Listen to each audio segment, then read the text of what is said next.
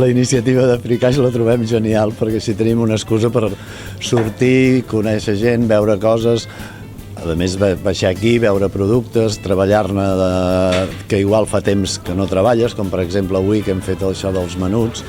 Està molt bé perquè, bueno, per lo vist el resultat, sent el segon any i l'any passat també veient el resultat d'assistència i tal, doncs, bueno, és que és triomfal, vull dir, està molt bé. També serveix una mica de comunicació entre nosaltres, el col·lectiu de la Cuina del Vent, entre nosaltres mateixos, el preparar la jornada i tal. He recuperat una mica una cuina d'abans que es feia, una cuina de menuts, que això abans les àvies ho feien, el que passa que s'ha anat perdent, no? I hem volgut fer plats d'abans, no? Bueno, molt modernitzats, perquè en Xavi amb això, i bueno, hem estat tots dos allà posant-li, no? Bueno, home, mira, hem agafat els menús del xai i hem començat per uns ronyons, amb una boixeta de ronyons, amb un raïm pelat, amb una reducció de garnatge, que sigui com un aperitiu.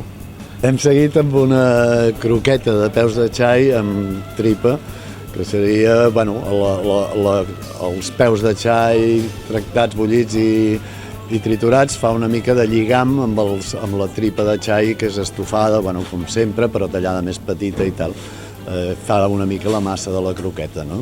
Després hem fet una ceba escalivada, farcida de fetge de xai, amb poma i un coixent de pell de xai.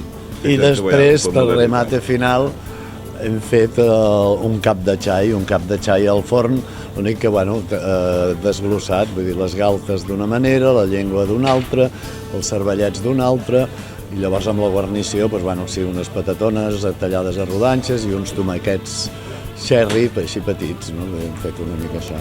Acabat amb uns rovellons amb lletons.